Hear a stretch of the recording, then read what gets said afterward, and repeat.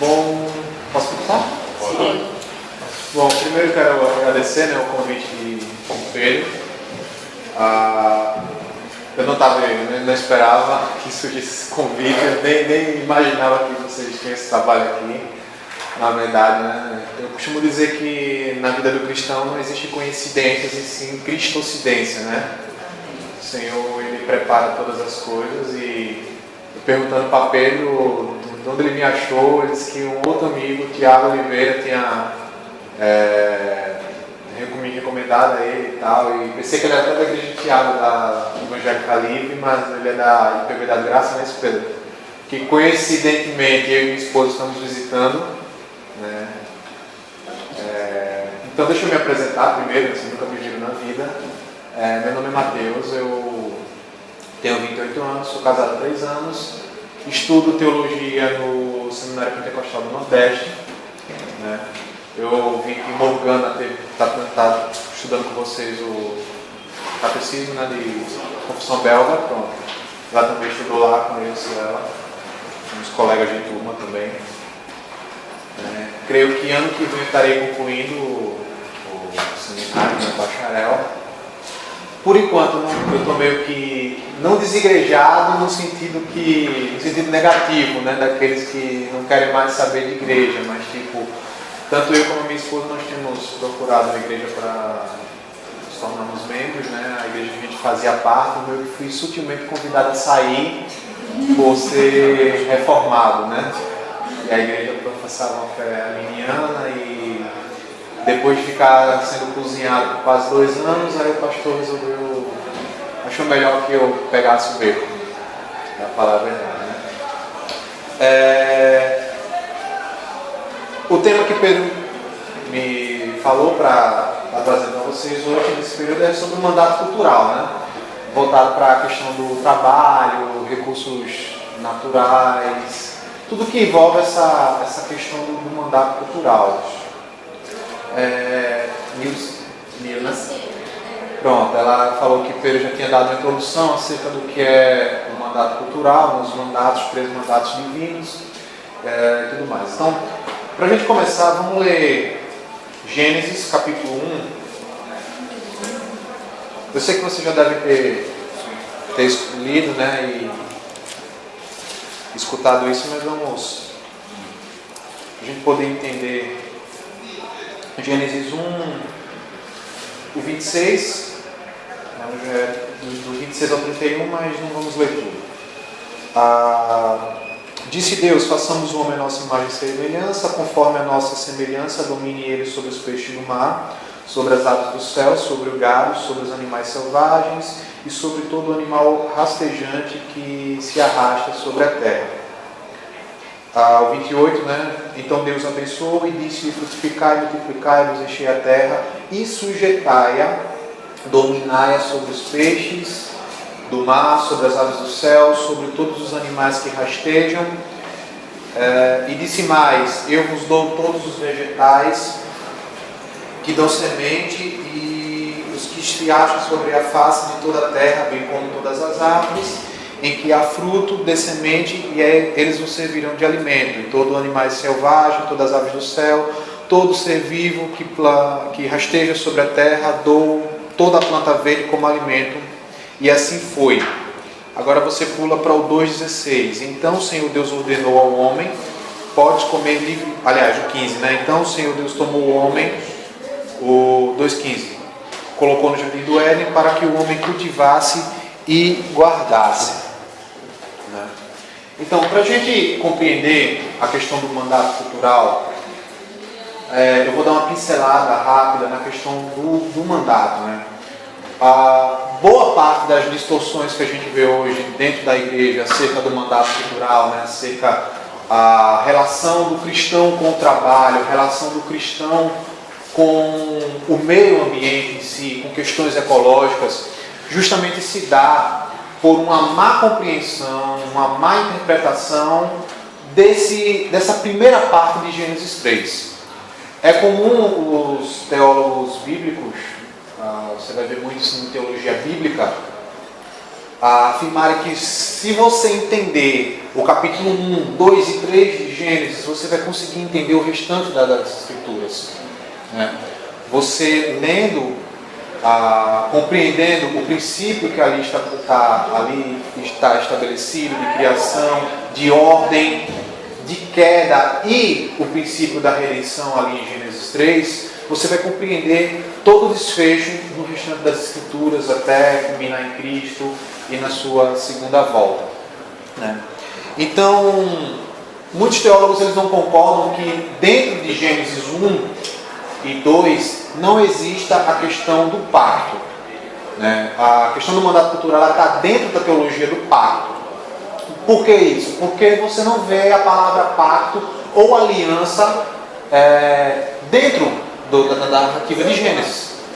Você só vai ver isso depois lá em Abraão, aliás, em Noé, quando o Senhor faz uma aliança com ele, né, e não vou destruir mais a terra com água, e o meu arco servirá de aliança, né, depois com Abraão, e por aí vai.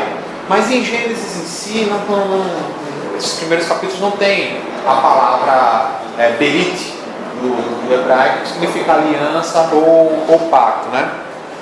A Palmer Robertson, ele escreveu esse livro aqui, depois eu vou fazer as recomendações literárias. O Cristo dos Pactos, ele define pacto da seguinte maneira, ou aliança. Né? Aliança é um pacto de sangue, envolve compromissos com consequências de vida e morte. No ato de estabelecimento da aliança, as partes se comprometem mutuamente por meio de um processo formal de derramamento de sangue. Esse derramamento representa a intensidade do comprometimento da aliança. Por meio da aliança, elas se ligam para a vida e para a morte. No livro ele vai falar também que a quebra de um pacto feito naquele contexto, ela vai implicar na morte daquela pessoa que quebrou o pacto.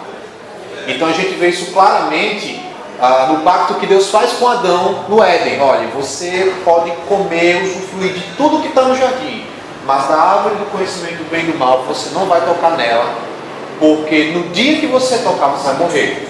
Então a quebra desse pacto, dessa aliança primária que Deus fez com o homem, teve como consequência a morte justamente por conta dessa quebra. Então é nítido que aqui não tem um derramamento de sangue na ordem que Deus dá ao homem, mas há uma aliança. Mauro Meister ele fala que quando se trata de pacto humano divino, esse pacto é um vínculo, um elo de amor que foi iniciado e administrado pelo Deus Trino com a sua criação e representado pelos nossos pais. Ou seja, nesse primeiro pacto não houve derramamento de sangue, mas houve uma ligação de amor. Né? Houve um elo estabelecido ali.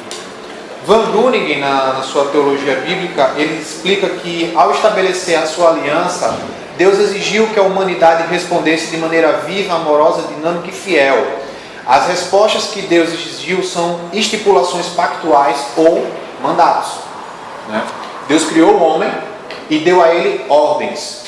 Né? Ele estabeleceu uma aliança com o homem. Eu te criei, te coloquei no jardim. Agora você vai cumprir o seu papel da aliança me obedecendo. Como? Tendo comunhão comigo, me obedecendo, que é o pacto, o mandato espiritual, se relacionando com a mulher que eu criei, né, constituindo família na terra, que é o mandato social, e dominando e sujeitando a terra, usando de tudo aquilo que eu te dei para agora do meu nome, que é o mandato cultural. Né? O mandato, fazendo um breve resumo aqui dos 3 mandatos, o mandato social é aquele que diz respeito a Deus, homem e família. É o mandato que rege o conceito de família e a responsabilidade de homem, mulher e filhos diante de Deus. A gente vai ver isso no Novo Testamento, nas cartas de Paulo, principalmente ao Efésios, né, que ele trata muito bem essa questão das responsabilidades e deveres de homem, mulher e filhos. Né? A base desse mandato está em Gênesis 2, do 21 ao 24. Né? Nesse mandato, há uma necessidade de que o homem constitua famílias e sociedades para cumprir a ordem original de Deus, dada à raça humana. É interessante porque há um grupo neopuritano nos Estados Unidos que eles levam bem a sério essa questão do mandato social, a ponto de que eles não aprovam o uso de anticonceptivos, né, nas famílias. Então eles levam bem a sério mesmo o encher e multiplicai, né? Deixa vir quantos filhos vierem, qualquer método. E interessante é que eu não lembro qual foi o seriado que eu vi isso. Foi o Grey's Anatomy. Eu não sei quem assiste aí. Geralmente quem assiste é minha esposa, eu assisto uma vez ou outra com ela. Mas houve um episódio em que uma mulher... Eu posso estar confundindo o seriado, mas foi no seriado que eu vi isso. Tinha uma mulher que ela fazia parte de um grupo desses neopuritanos, e o marido dela, ele era contra qualquer meio contraceptivo. Eu não me lembro quantos filhos essa mulher tinha. Ela tinha um bocado de filhos e estava grávida de novo, e ela queria que a médica tirasse o útero dela, né? E a médica disse que não podia fazer aquilo porque era antiético, sem a autorização do marido, aquela coisa toda. Sei que bolaram um jeito lá de criar uma complicação cirúrgica lá, que ela teve que tirar, e o marido depois descobriu e deu um mau golo lá, a médica sofreu o processo, né? Tem gente balançando a cabeça aí, então acho que deve ter assistido esse episódio. Né? Então, tem gente que leva bastante a sério isso. Eu não vou entrar nesse mérito aqui porque o foco é o outro mandato, não esse, né? Então, o mandato social ele dá essa origem. O mandato espiritual ele é relacionado à comunhão e obediência do homem para com Deus, né? Essa comunhão é interessante que ela estava marcada pelo dia da adoração no Senhor, o sábado. Você vê que Deus ele criou o mundo em 6 e no 7º ele descansou. E ele deu uma ordem ao homem: olha, você vai trabalhar, isso a gente vai ver mais à frente, na questão do trabalho. A gente vai trabalhar, você vai trabalhar, mas no 7º dia você vai descansar e vai prestar culto a mim. Então, dentro do mandato espiritual, está a questão da adoração do dia do Senhor, que nós, hoje, na era cristã, é o domingo. Para nós, hoje é o domingo. Então, Robertson ele fala que a santificação do sábado indica que o Senhor da criação estabeleceu o padrão pelo qual ele deve ser honrado como Criador. É certamente apropriado que se separe tempo para o culto a Deus mediante a santificação do sábado. Deus indicou que espera que os homens se apresentem regularmente a si mesmo, bem como os frutos de seu trabalho, para serem consagrados diante dele. Então Deus estabeleceu um princípio para que o homem pudesse dedicar tempo e adoração a ele. E mais à frente a gente vai ver que não é só a questão da adoração, mas também a instituição do sábado é um benefício ao próprio homem, né? E a quebra desse mandamento, ela traz consequências também ao homem. Joseph Pipa, no seu livro O Dia do Senhor, ele fala que a convicção que a guarda do sábado é uma obrigação perpétua se baseia na parte da instituição do sábado em Gênesis 2, versículo 1 ao 3, juntamente com o trabalho, né? Gênesis 1, 24 e 2, 15, e o casamento. Deus instituiu o sábado para governar a vida de toda a humanidade, assim como são permanentes as ordenanças do trabalho e do casamento, assim é a ordenança do sábado, né? Então este mandato espiritual, ele implica numa vida de obediência e adoração a Deus de forma inegociável. O homem ele foi criado para glorificar a Deus e gozá-lo eternamente, né? A resposta da primeira pergunta do Catecismo de Westminster, né? O fim supremo e último do homem, né? Tá dando para entender esse panorama dos primeiros mandatos? Diga aí. Qualquer coisa, minha vida, no contexto, dependendo da tradução da Bíblia de vocês, com relação ao pacto com Adão, Oséias 6:7, com relação, com certeza a gente vai trabalhar isso, desenvolver mais, mas a gente pode ver um mandato cultural, social e espiritual nos 10 mandamentos. Exato. Se a gente olhar com delicadeza e com sensibilidade, cada mandamento a gente vai ver que cada um deles possui esse princípio. Aí alguém pode me falar, mas não deu um mandato nos 3 primeiros capítulos de Gênesis. Beleza. De fato, os teólogos colocaram esses nomes para sistematizar, se tornar mais simples o entendimento.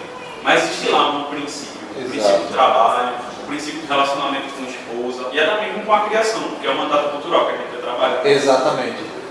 O que Pedro falou é interessante porque justamente as objeções que alguns teólogos fazem acerca da questão da aliança, do pacto, dos mandatos, é justamente essa, porque não aparece na Bíblia. Só que a gente tem que entender que existem coisas na Bíblia que são princípios, está ali, pode não estar escrito. Por exemplo, você encontra na Bíblia o termo trindade, você não vai encontrar o termo trindade. E esse é um argumento muito utilizado por cegas como testemunho de Jeová, que alegam que nós cristãos somos idólatras porque adoramos 3 deuses. Mas não tem o termo trindade. Sim, não tem o termo trindade, mas há um princípio ali. Há um princípio da triunidade de Deus, há um princípio da economia dessa trindade, né? Como as 3 pessoas da trindade elas atuam, né?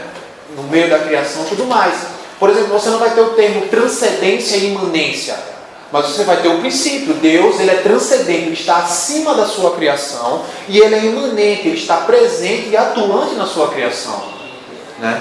Então, pode não haver o termo explícito, mas há o princípio que no decorrer da história da igreja os teólogos foram sistematizando, e é por isso que existe a teologia bíblica. A teologia bíblica é um braço da teologia exegética, que ela dá as definições dos princípios e doutrinas, a explicação de todo o processo redentivo, que é diferente da teologia sistemática. A teologia sistemática ela vai pegar e vai fazer um compilado das principais doutrinas e princípios da fé cristã, né? A teologia bíblica ela vai estudar a teologia de cada livro, que culmina no ponto central. A teologia sistemática ela vai olhar a Bíblia numa unidade. Vamos lá. Pecado. A teologia sistemática ela vai pegar toda a escritura e mostrar como ela trabalha o conceito de pecado, Novo e Antigo Testamento. Está dando para entender isso aí? Então vamos lá. O mandato cultural. O mandato cultural ele diz respeito à relação da humanidade com o cosmos. Segundo Van Gruninger, todas as formas de vida elas foram colocadas sobre a supervisão do homem. A gente viu isso no texto que a gente leu. O homem e a mulher eles exerciam prerrogativas reais sobre o cosmos, né? Quando eu falo cosmos, entenda o mundo criado, a criação. O homem e a mulher eles foram colocados como vice-gerentes daquilo que Deus criou. A gente vê isso no texto. Ele podia usar as plantas, os frutos, sementes para a manutenção da sua vida, né? Ele podia descobrir, ele não só podia, mas ele devia descobrir todos os recursos naturais e minerais e usá-los a seu favor e benefício dos outros e para a glória de Deus, né?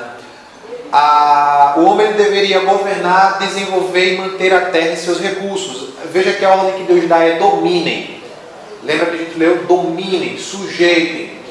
Aí entra um ponto. Francis Schaeffer, isso é citado no livro de... Eu esqueci qual é o livro, mas Francis Schaeffer ele cita na teologia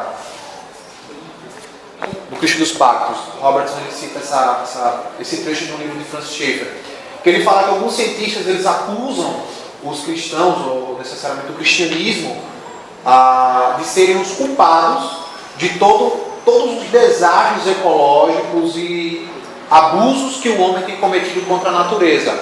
Por conta do quê? Por conta da ordem dada em Gênesis, quando Deus fala dominem e sujeitem. Eles falam que a ordem dada ali levou os homens a usarem dos recursos naturais de forma abusiva, né? Só que o problema com esses críticos é que eles enxergam a questão de um lado só. Eles não entendem que o problema que levou a esse abuso não é a ordem, mas o pecado. É a mesma coisa da submissão, né? A mulher deve ser submissa ao homem. Muitos teólogos alegam que o que provocou essa submissão ao homem foi o pecado, e não foi. O princípio de submissão existia antes do pecado. O problema foi que depois do pecado, depois da queda, esse princípio ele foi distorcido. Ele foi alterado. E a submissão da mulher ela acabou se tornando algo nocivo em alguns pontos.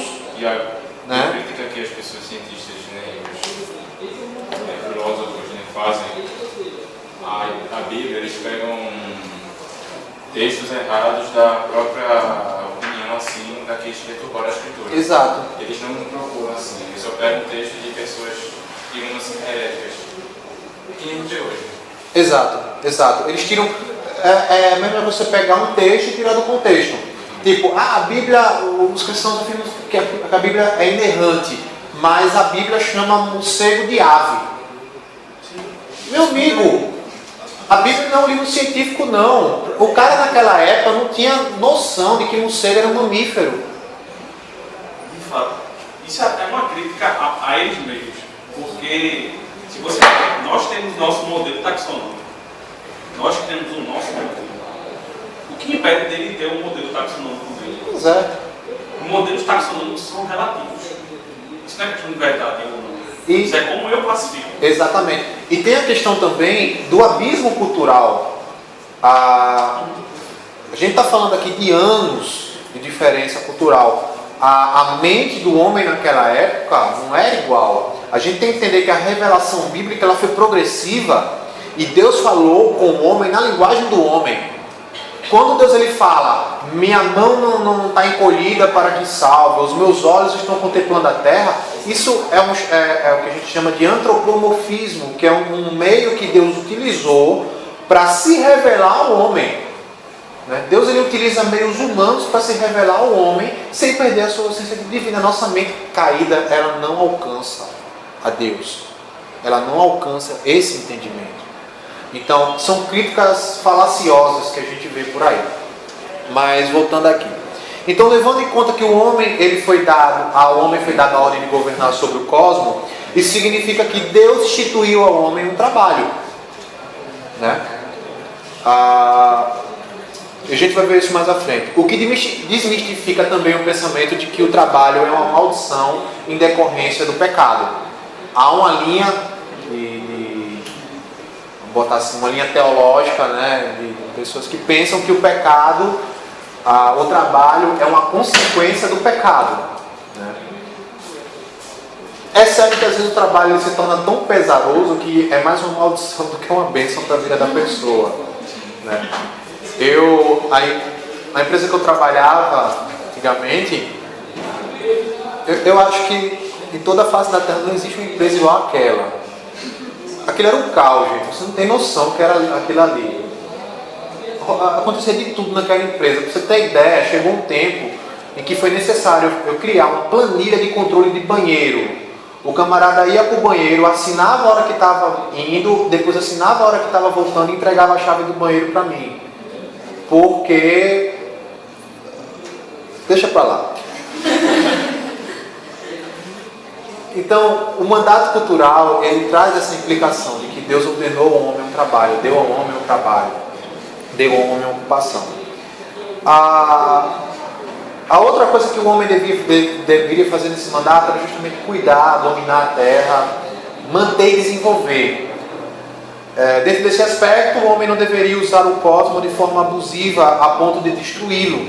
Né? Então, a ordem de Deus ela foi perfeita. O problema é que o pecado distorceu tudo. Você pode perceber que toda vez que Deus ele terminava a sua obra criacional, ele dizia, e viu Deus que era bom. E viu Deus que era bom. Quando ele fez o homem, e viu Deus que era muito bom. Então tudo que ele fez é perfeito, bom e agradável. Paulo fala isso em Romanos 12. Né? A vontade do Senhor é perfeita, boa e agradável. Então os seus mandamentos, a sua ordem é boa, perfeita e agradável. Não havia problemas na ordem que Deus deu ao homem. Mateus, Oi. um bom exemplo dos 10 mandamentos é justamente o sábado. A gente pode ver 3 pontos aqui sobre os mandatos. Prestem atenção em cada um. Ele fala, lembra-te do dia de sábado para o santificar. A gente vê claramente mandato religioso. Exato. 6 dias trabalharás e farás todo o teu trabalho. Mas o 7º dia é o dia do Senhor, Senhor teu Deus.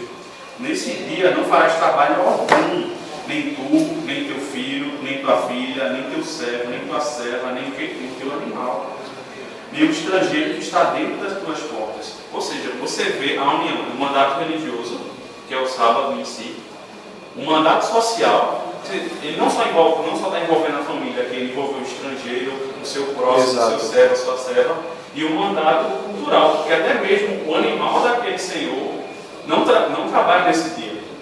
Tem até o ano sabático, que a terra não deveria descansa, ser. justamente, a cada 7 anos a terra ela deveria descansar, não se podia plantar nada naquele pedaço ali que...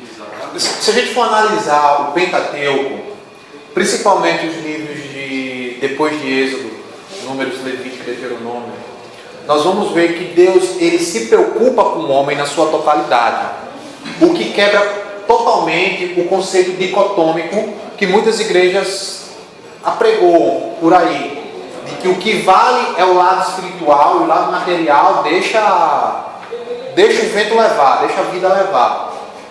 Você vai ver que Deus ele se preocupa com o homem na sua questão pessoal. Quando Deus ele institui a circuncisão, não era somente a questão da aliança, tinha o princípio da aliança que ele estava fazendo, era a aliança, o sinal da aliança com o povo dele, a circuncisão. Mas havia também uma questão de higiene, de saúde pública, né?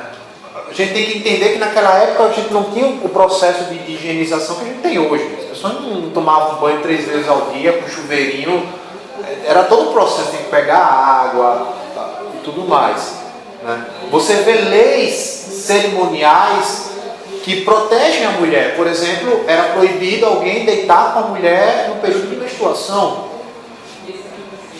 Isso acontecia nas nações pagãs. Acontece ainda hoje. Essas aberrações, né? Então, havia todo um sistema de proteção. E com a terra não era diferente. Havia ordens acerca de como o homem ele devia tratar a terra, a como o homem devia tratar o pobre. Se você for para Ruth, você vai ver que nos campos de Boaz, quando se fazia a colheita, a pessoa que estava fazendo a colheita ela não devia voltar para pegar o que caísse. Por quê? Era para os mais necessitados irem lá.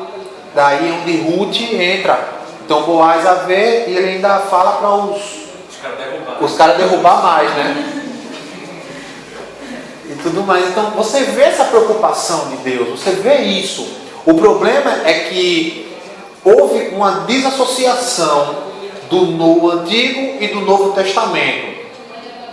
Infelizmente isso tem sido algo difundido muito pelos teólogos liberais e por alguns malucos como Caio Fábio, né,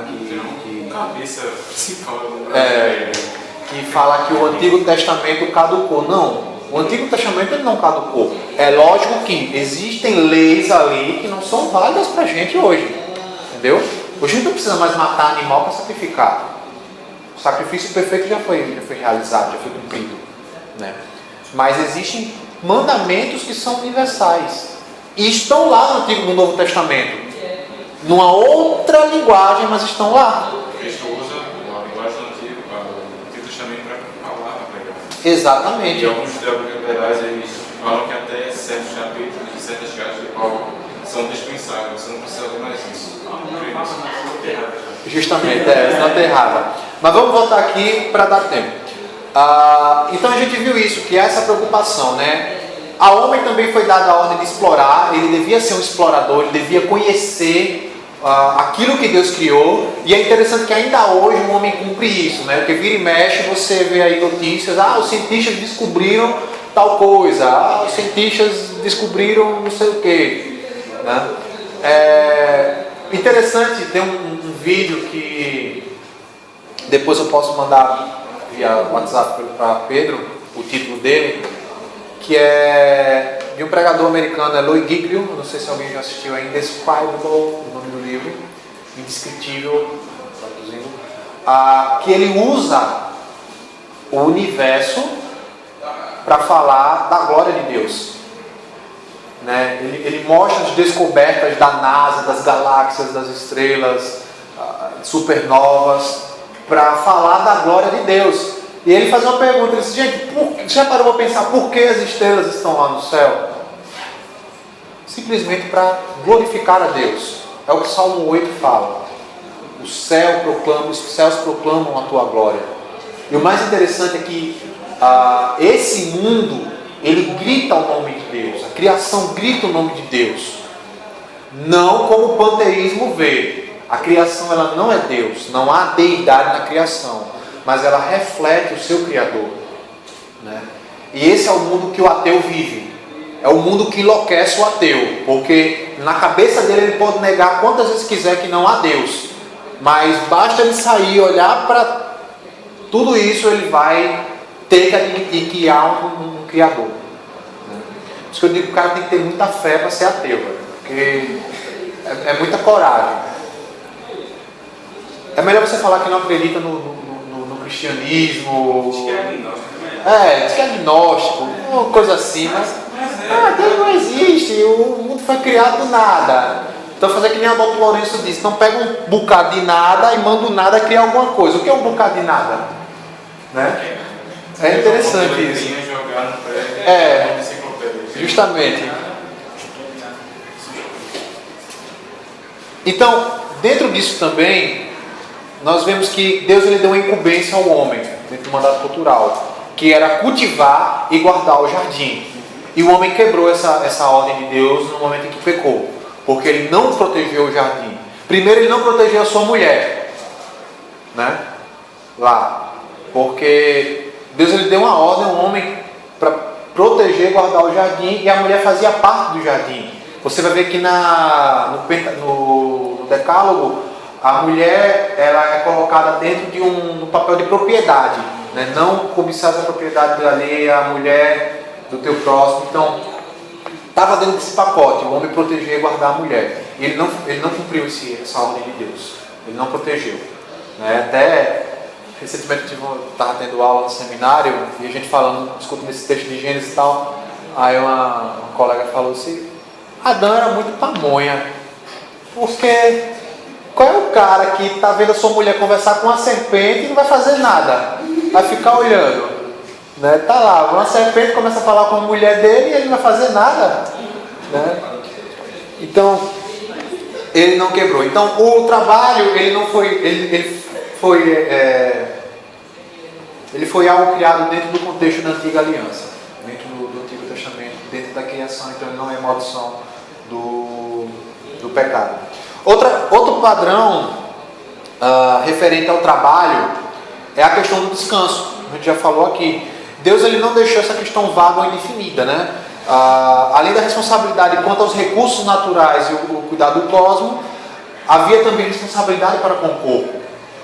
Hoje a gente precisa urgentemente de uma teologia do corpo, né? Há um pensamento que é originário do gnosticismo, que diz o seguinte: o espírito é bom e a matéria é má. A matéria que o gnosticismo fala é a carne humana. Então, cuide do seu espírito, não se preocupe com seu corpo. A gente precisa entender que o homem ele foi criado numa unidade. A gente precisa olhar o homem com a unidade. Não quero adentrar aqui na questão se o homem é dicotômico ou tricotômico, né? Se ele tem corpo e alma ou se ele tem corpo, alma e espírito. Mas eu quero que você olhe para o homem numa unidade. Ele foi criado com um corpo físico e dentro dele é um espírito vivente, né? A gente tem uma alma, aquilo que nos sopro divino dentro de nós. Outro ponto, nós somos a imagem e semelhança de Deus.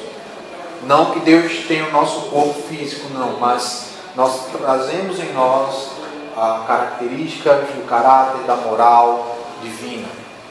Cristo encarnou em forma humana. Os gnósticos vão dizer que não. Várias outras heresias do passado também vão dizer que não. Mas ele se encarnou de forma humana. Então há uma necessidade de cuidar do nosso corpo, cuidar da nossa saúde, né? Então, buscar ter uma alimentação saudável, né? Fazer exercício, tudo isso faz parte.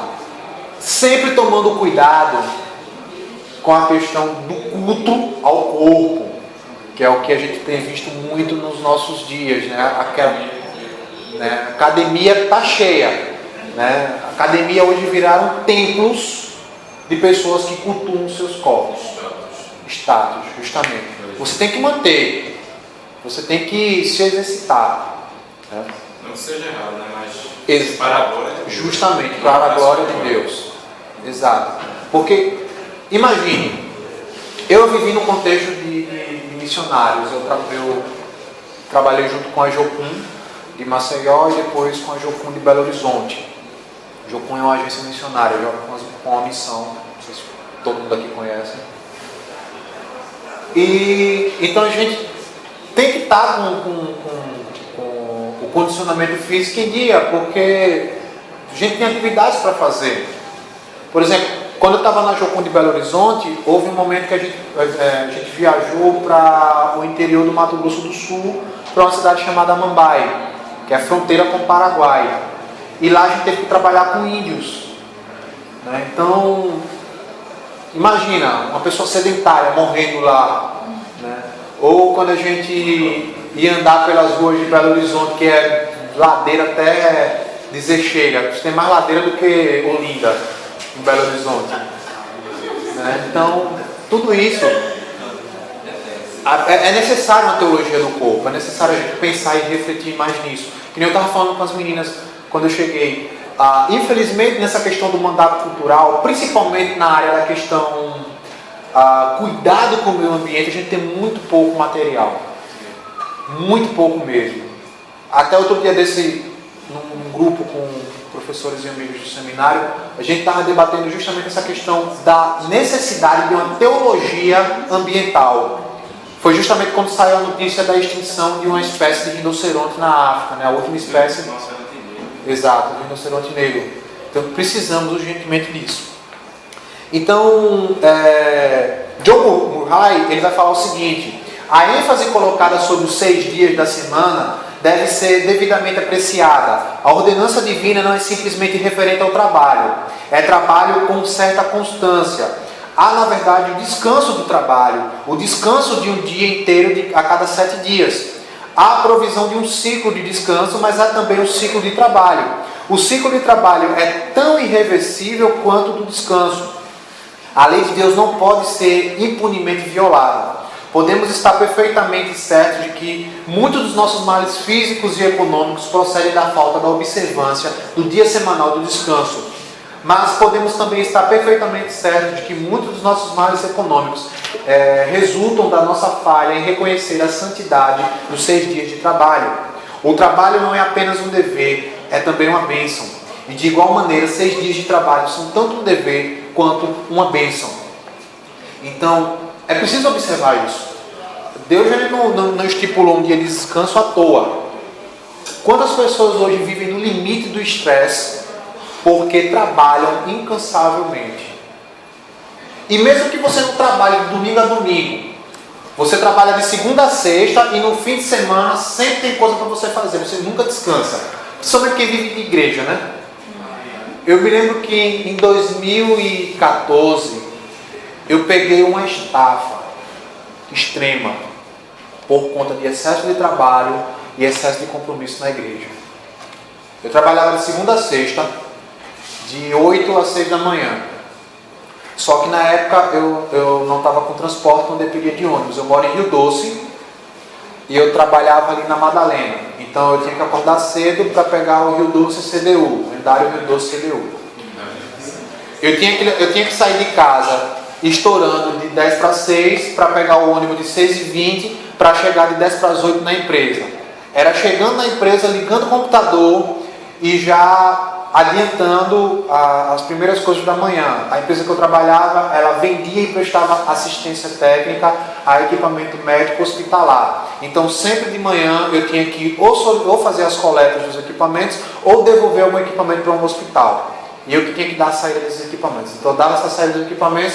Quando era 9h15 eu vinha dar uma paradinha para tomar um cafezinho com um amigo meu. Colocava a conversa em dia e voltava para o trabalho.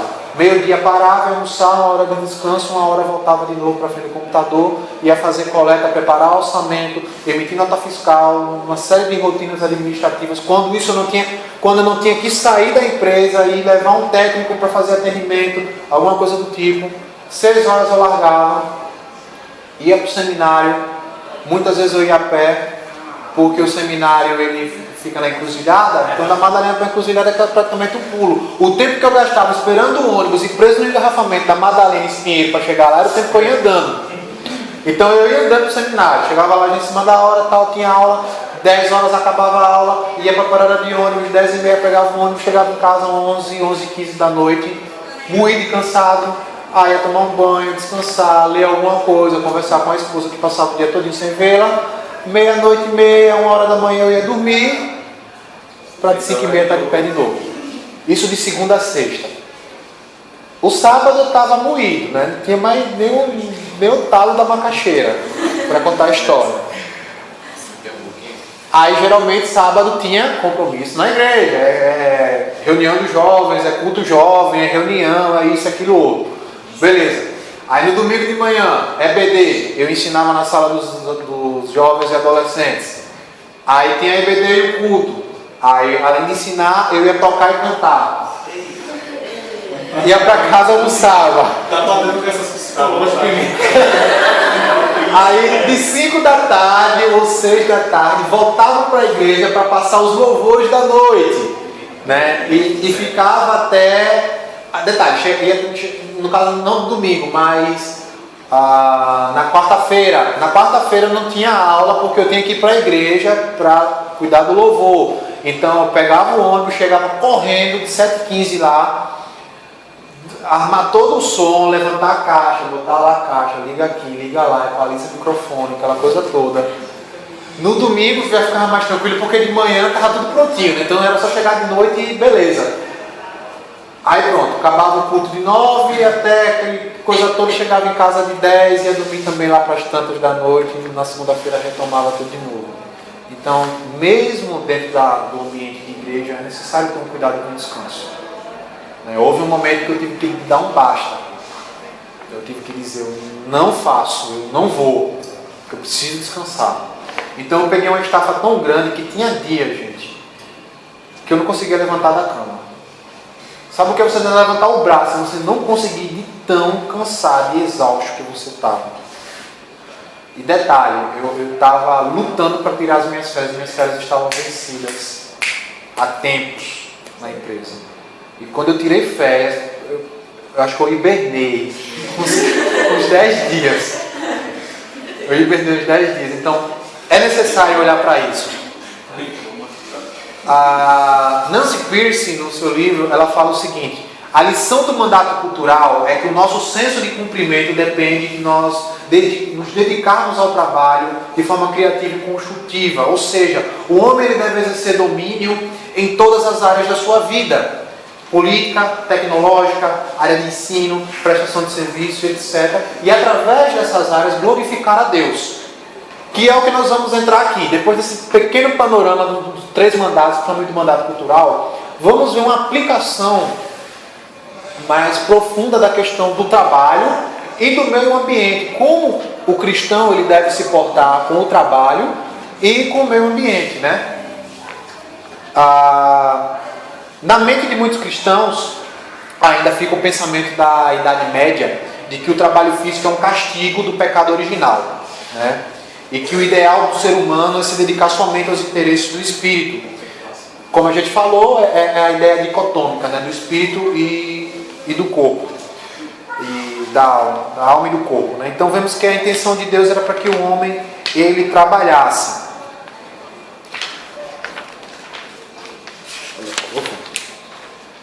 Obviamente a gente já viu que o pecado ele alterou tudo isso.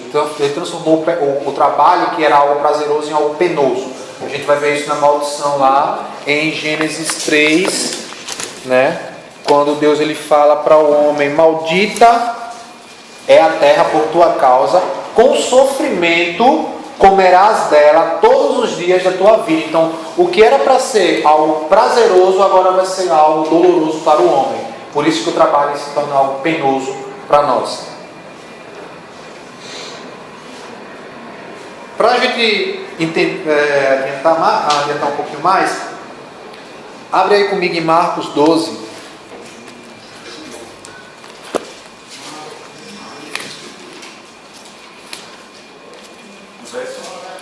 Do 28 ao 30.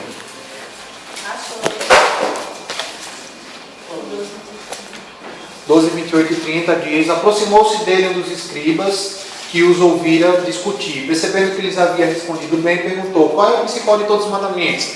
Jesus respondeu: o principal é: ouve Israel, o Senhor nosso Deus é o único Deus. Amarás o Senhor teu Deus de todo o coração, de toda a tua alma, de todo o teu entendimento, de todas as tuas forças. Aí a gente vê Jesus ele falando o que chama-se o Shema, né? Que é como se fosse a confissão de fé do povo de Israel. Ouve, ó Israel, o Senhor teu Deus é o único Deus.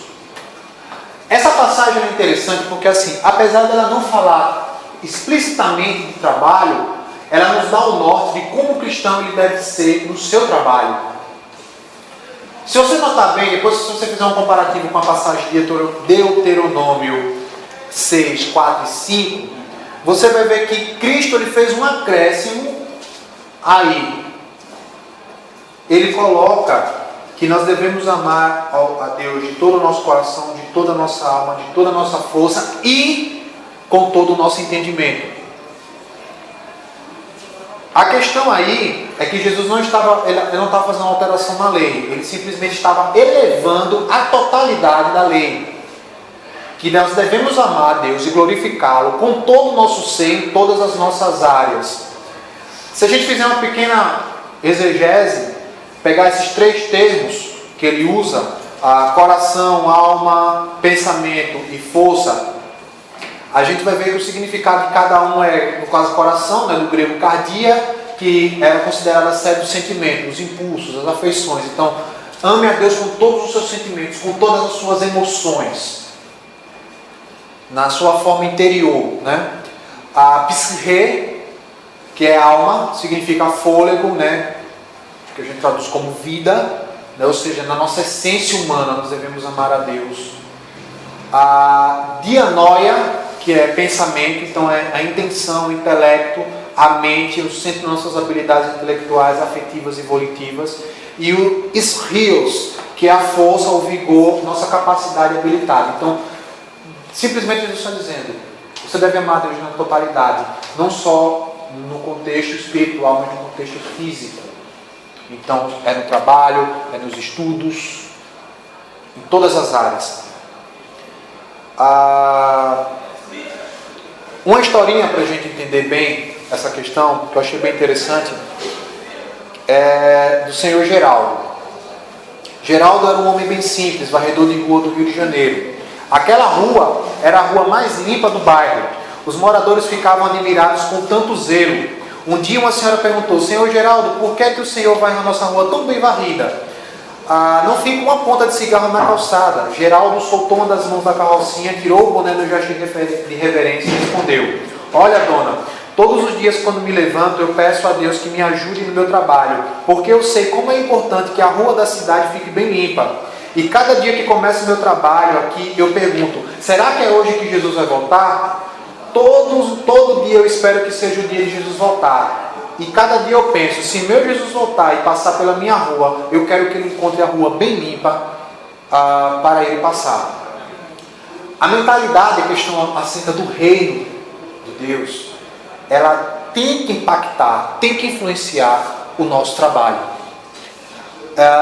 Heber Campos Júnior, numa palestra, ele faz a seguinte colocação para os jovens. Ele diz: nós somos profissionais que são cristãos, ou nós somos cristãos profissionais. Profissional cristão é a fé anexada à vocação. Você é o quê? Advogado. Nas horas vagas sou cristão, ou nos fins de semana sou cristão. O cristão profissional é a fé que transforma a vocação. Eu sou um cristão e sou advogado. É interessante que na época da Reforma era possível se saber se um carpinteiro ele era cristão ou não. Como? O acabamento da parte de baixo do móvel era idêntico ao acabamento da parte de cima. Ele fazia com zelo, ele fazia com primor. Ele anexava a sua fé à sua profissão. Esse é o chamado do Evangelho para a questão do trabalho. É um desafio, principalmente nesse mundo pós-moderno, anticristão, cada vez mais anticristão. É um desafio, mas é necessário. Haverá um momento, eu não sei quais são as carreiras que vocês irão seguir depois daqui, mas haverá um momento que vocês serão colocados em xeque. Ou vocês defendem com unhas e dentes a fé que vocês professam, ou vocês defendem a vocação que vocês seguiram. Haverá um momento para aquele que vai querer fazer direito, que você vai ter que optar ou agir de forma honesta, honrando seus princípios e valores bíblicos como cristão, ou você vai se envolver em alguma falcatrua, algum desvio, alguma coisa do tipo. Ou você vai ser um médico que vai agir com ética para com o seu paciente, ou você vai ser um médico relaxado, ou qualquer outra coisa do tipo. Ou qualquer outro tipo de empresa. É necessário refletir nisso. A compreensão do mandato cultural como uma ordem nos leva a refletir nessa questão. Como eu atuo mediante aquilo que Deus ele me ordenou. Se Deus instituiu o trabalho e Ele espera que desse trabalho eu glorifique, então eu devo glorificá-lo, agindo conforme Ele determina. O mundo seria diferente se todos nós cristãos entendêssemos como varredor geral do que estão trabalhando para a glória de Deus, seja qual for o seu trabalho. E para a gente, rapidinho, a questão do cuidado com a criação, né? Infelizmente, como eu falei no começo, nós não temos uma teologia consistente acerca da ecologia. Romanos 18, do 23, Romanos 8. Viajei agora. É Salmo 151. Romanos 8, do 18 ao 23, Paulo ele declara que a criação geme e passa dores de parto, aguardando a nova criação. Quando Adão caiu em pecado, ele arrastou a criação consigo. O que antes era para ser uma relação de troca e cuidado, agora virou uma relação de resistência. Agora a terra deve resistir ao homem. Antes de ser contaminada com combustíveis fósseis, sacolas plásticas, produtos tóxicos, a terra foi contaminada com o pecado. Essa foi a maior desgraça da terra. Concordo com as palavras de Vincent Chon, quando ele afirma que a terra não geme porque anseia se livrar das fábricas e arranha-céus, mas para se libertar da escravidão e da decadência que lhe sobreveio por causa do pecado. Não só a terra, mas nós, os eleitos do Senhor, também aguardamos esse momento. Um dos problemas que nós enfrentamos em relação... Na questão de ecologia, cuidado. Você vê geralmente, por exemplo, festa de conjunto, pós-conta, todo mundo conta, é uma coisa e tal, a gente joga no chão. Aí uma vez, um amigo meu pegou e jogou, eu fiz, cara, criação, Deus criou a terra, não pode negar. Mas já vai faltar, vai acabar com isso tudo bem, então acho que pode jogar. Eu fiquei, o quê? Eu gostei assim, fiquei, meu Deus, não vou ficar calado. Eu peguei o lixo dele e joguei fora, porque senão eu ia falar besteira, ia tacar dentro da cara dele. Justamente, eu ia falar justamente isso agora. O problema aqui em relação às questões ambientais é justamente essa. Os cristãos estão tão preocupados com o mundo vindouro que esqueceram do mundo daqui. Pois é. Gente, nós somos cidadãos dos céus, nós temos essa cidadania, mas as nossas passagens para lá ainda não chegaram. Exatamente. Então nós vivemos aqui. É tipo você morar na sua casa e... Deixa toda suja. deixa toda suja, tal. Não, eu vou me mudar, vou comprar outra casa. Sim, mas até você se mudar, meu amigo, você está nessa casa. Pois é. Isso é interessante porque aqui no Brasil, o cristianismo ele teve suas bases vindas de onde? Do catolicismo romano, né? Infelizmente. Mas se você for para a Europa e os Estados Unidos, você vai ver uma outra mentalidade, porque a base da sociedade foi cristã, protestante. Lá na Jocum de Belo Horizonte eu convivi com gente de várias nações. E um amigo meu, que ele era da Suíça, ele uma vez me perguntou, ele questionou, disse, Mateus, a coisa que eu fiquei mais impressionado quando eu cheguei aqui no Brasil é a sujeira nas ruas. É muita sujeira nas ruas, cara. Agora, em compensação, a casa de vocês é extremamente limpa. Aí tinha um outro colega lá que ele é americano. E aí um outro amigo meu ficava falando, mas vocês reclamam das nossas ruas e tal, que são sujas, mas a casa de vocês americanos muitas vezes é uma bagunça. Ele respondeu, sim, a casa de alguns americanos é uma bagunça, mas é a minha casa. A rua não é minha, a rua é pública. A rua é para as pessoas usufruírem, e não somente eu. Então o pensamento egoísta, né, do brasileiro, né, que só vê o seu lado, não vê o lado do outro. Então o cristianismo ele transforma isso aí. Então assim, e outra, muitas igrejas pensam que essa questão de ambiente, ecologia é só para ONG, né? E infelizmente a maioria dessas ONGs ambientalistas elas sempre são levadas pelos pressupostos panteístas, animistas, né? Deificam a criação e tudo mais. Glória a Deus, porque ainda tem eles, né? Deus ele é soberano, ele usa tudo e todos para o seu propósito final, né? Mas cabe a nós cristãos chamarmos a responsabilidade. Então primeiro a gente precisa evitar a deificação, né, da natureza. A natureza não é Deus, ela foi criada por Deus. Segundo, nós devemos evitar o extremo oposto, que é o que? A criação ela não é divina, então vamos explorar ela de forma... Não, é preciso termos a consciência como cristãos de que a terra não pode ser explorada de forma egoísta e arrogante. Terceiro, nós devemos buscar um relacionamento coerente entre seres humanos e a natureza, e ambos cooperando com Deus. O que significa isso? Elaborar projetos que sirvam para o bem comum, que as pessoas elas possam usufruir da natureza e se glorificar a Deus para o bem comum, né? Em relação à crise ecológica, John Stott, no livro Discípulo Radical, ele lista 4 pontos que favorecem ela. Que o primeiro é o aumento da população, né? Em 1804 a população mundial era estimada em 1 bilhão de habitantes, em 2000 6,8 bilhões de habitantes, em 2016 7,5 bilhões de habitantes e a previsão para 2050 de 9,5 bilhões de habitantes. Aí a pergunta que fica é como sustentar toda essa gente, né? Diante de recursos que estão se acabando. É preciso pensar urgentemente em meios ecologicamente corretos.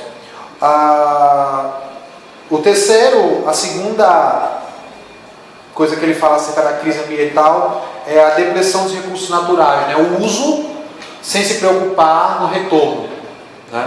Hoje se fala muito na questão do combustível fóssil, né? Usa, mas não tem como ele voltar para lá. Então já estão pensando em alternativas de combustíveis. O descarte do lixo também é um problema para a crise ambiental. Pra você ter ideia, no Brasil, por dia, são produzidas 260 mil toneladas de lixo. O Nordeste é a região onde mais se descarta lixo de forma inadequada. 65% do descarte do lixo feito na região Nordeste é a céu aberto. São os chamados lixões. Isso é um problema sério. E quarto, a mudança climática, né, que está acontecendo. Os dados são alarmantes, preocupantes e infelizmente temos visto pouca presença cristã na luta pela natureza. John Stott, no livro O Discípulo Radical, ele lista 2 ONGs que são explicitamente cristãs. A Tear Fund e a Rocha. São 2 ONGs cristãs que trabalham com isso. Então ele faz uma pergunta: qual será a resposta dos cristãos às questões ambientais? Chris Wright, que ele é discípulo de John Stott, ele fala a seguinte coisa. Vou dizer 3 citações para a gente concluir. Nós cristãos, devemos escolher formas sustentáveis de energia quando viável. Devemos desligar os aparelhos em desuso.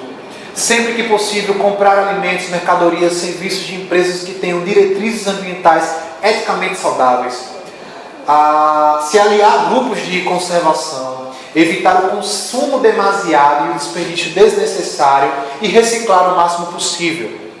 Ele completa dizendo que no passado os cristãos eram instintivamente interessados nas grandes e urgentes questões de cada geração. Isto inclui os males causados por doenças, ignorância, a escravidão, muitas outras formas de brutalidade e exploração. Os cristãos têm defendido as causas das viúvas, dos órfãos, dos refugiados, dos prisioneiros, dos doentes mentais, dos famintos. E mais recentemente tem aumentado o número daqueles que têm se comprometido em fazer da pobreza passada. E ele conclui dizendo que é totalmente inexplicável ouvir alguns cristãos afirmarem que amam e adoram a Deus, que são discípulos de Jesus, mas mesmo assim não se preocupam com a terra que carrega o seu selo de propriedade. Eles não se importam com o abuso que a terra sofre e realmente, considerando seus estilos de vida esbanjadores e por demais consumistas, conspiram contra isso. Deus deseja que nosso cuidado com a criação reflita em nosso amor pelo Criador. Depois eu vou pedir para Pedro o e-mail dele, eu vou mandar, é que eu escrevi toda a palestra, eu faço isso com os meus sermões, eu digito tudo que eu vou falar para não me perder, porque às vezes as ideias elas vagueiam muito, minha esposa ela fala que minha cabeça é muito grande, então acaba se perdendo aqui nesse marzão. Mas o que eu quero que a gente reflita desse princípio de Targum. Primeiro, como mandato cultural, a ordem divina, o Evangelho, ele transforma primeiramente a minha posição em relação ao trabalho. Eu preciso glorificar a Deus com o meu trabalho. Primeiramente, a minha ética cristã está acima da minha ética profissional. Vocês têm que entender isso. Como cristãos que professam a fé cristã, que se dizem discípulos de Cristo, vocês têm que levar o cristianismo de vocês até as últimas consequências. As últimas mesmo. Se a gente for ver a história da igreja, a gente vai ver homens que levaram até as últimas consequências a sua fé. Segundo, como cristãos, o que podemos fazer em relação às questões ambientais? Chris Wright ele dá esses pequenos conselhos, questões práticas, como ela falou, de recolher o nosso lixo, de na hora de descartar o lixo separar. Lá em casa a gente tem 2 lixeiros, um para material orgânico, outro para material plástico, essas coisas sólidas, né?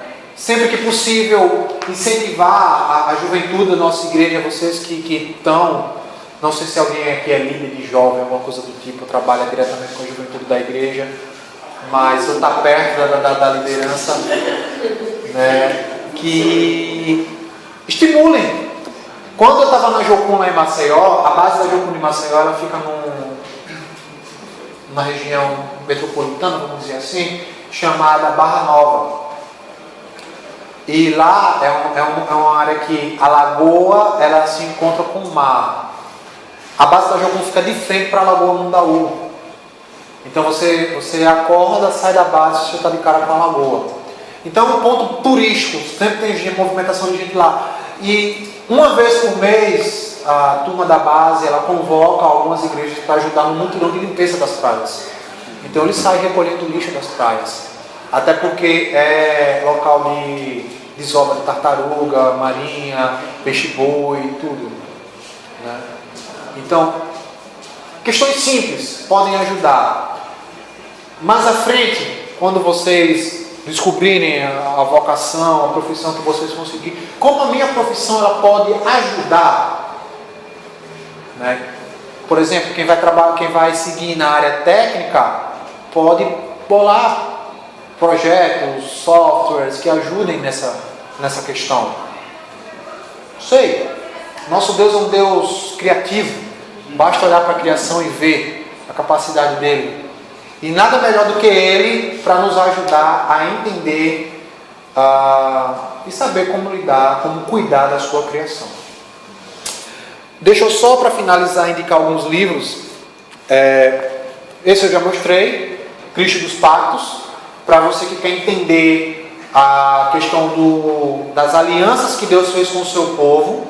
Ele vai trabalhar nos capítulos iniciais a questão da natureza das alianças, os mandatos culturais, social e espiritual. E depois ele vai discorrer como essas alianças foram feitas no decorrer da história da igreja, né? Antigo e Novo Testamento, passando pela aliança abrâmica, davídica, até culminar na nova aliança. Esse livro aqui, porque você não vai encontrar esse livro no Luz e Vida, você vai encontrar ele pela internet, porque ele é publicado pela editora Jocum Brasil. Esse livro eu comprei quando eu estava lá na Jocum de Belo Horizonte. Venha o Teu Reino.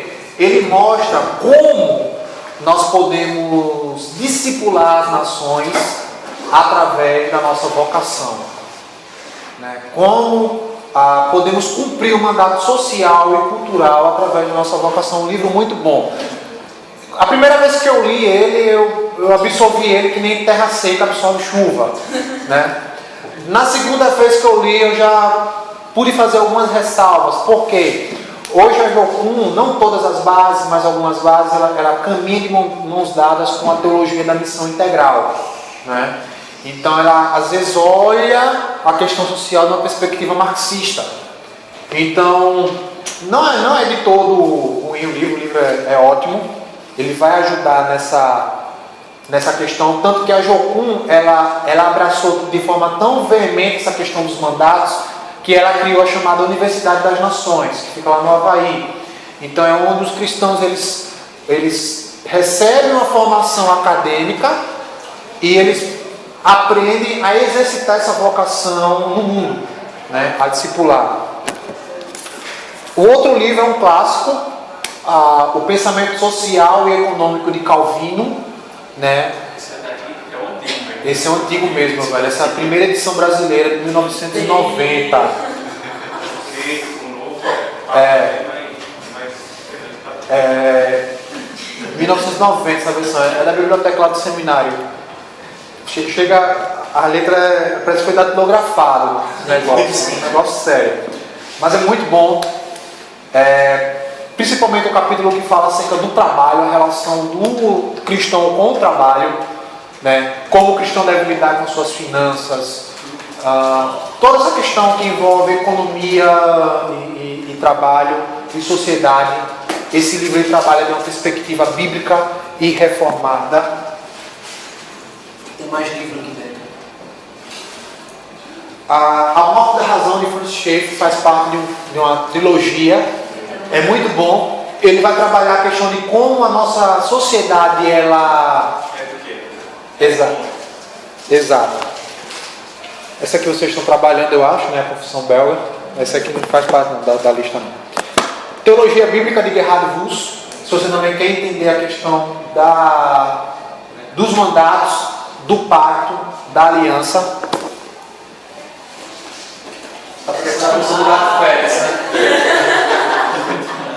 O Discípulo Radical de John Stott. Esse é um livro que... Gente, isso aqui é um livro, ele é fininho. Eu li isso aqui numa sentada. É ótimo. Os capítulos são bem curtinhos, mas com uma aplicação muito profunda. E justamente tem um capítulo nesse livro que fala do cuidado com a criação. Então Stott ele fala que o discípulo radical, ele é aquele que se preocupa com a criação, né? No texto aqui da palestra eu botei bastante citações desse livro. Ele vai trabalhar na questão do inconformismo com as situações. É ótimo. Isso é um livro que você precisa ter em casa. E o outro livro, esse daqui, A Pobreza das Nações, da Vida Nova. Também um livro fenomenal, porque ele vai mostrar como nós cristãos podemos lidar com o problema social da pobreza, né?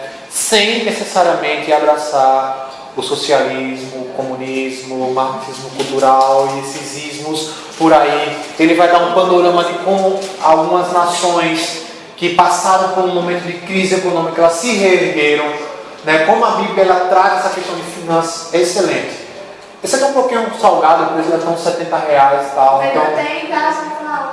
Se quiser gostar. Então, é ótimo. Tem um outro livro, eu não tenho ele em formato físico, Meu Deus! mas eu tenho ele no Kindle.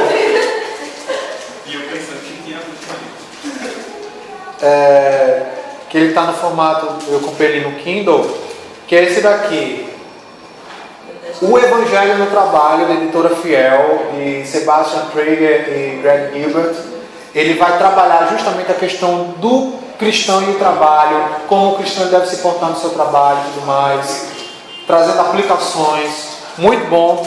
E o último livro, tem uma série de outros livros que depois eu posso passar a relação, mas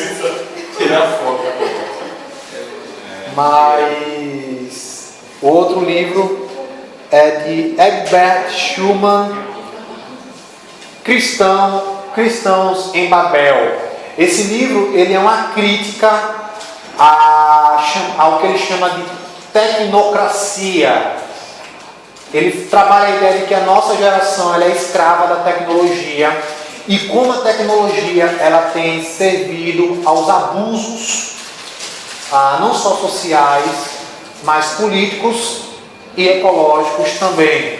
Ele tem outro livro publicado pela editora Ultimato, que esse eu não li ainda, eu quero poder comprar um dia, mas se eu querer comprar todos os livros que eu preciso, eu vou à falência, né? Cristão, fé e tecnologia, que ele vai trabalhar essas questões. Então, basicamente, é uma bibliografiazinha assim, básica, né? Eu espero que tenha atendido a expectativa. Assim, o tempo é muito curto e o assunto é muito amplo, né? Queria explorar bem mais essa questão do mandato cultural na questão da ecologia. Eu ia esquecendo também. Eu também livro, mas tem 2 artigos que depois eu posso passar o link para Pedro imprime e eu passo para vocês. Oi? É por isso que eu boto o baú da moto. Graças a Deus que eu comprei o baú, porque senão eu levava nas costas antigamente. Que são duas confissões de fé, são 2 tratados acerca do cuidado dos cristãos com a criação, né? Um foi da Aliança Evangélica Europeia e outro foi uma atualização do Pacto de Lausanne em relação às questões dos cuidados ambientais. Aí depois eu passo o link para o Pedro e vocês pegam com ele e se deleitam mais. Quem quiser depois pegar meu WhatsApp com ele, pega. Se quiser tirar mais dúvidas, coisas do tipo. Quem quiser adicionar no Face também, manda lá. Já tem alguns aqui que eu adicionei. E, enfim, é isso aí. Queria agradecer a vocês a oportunidade e finalizamos.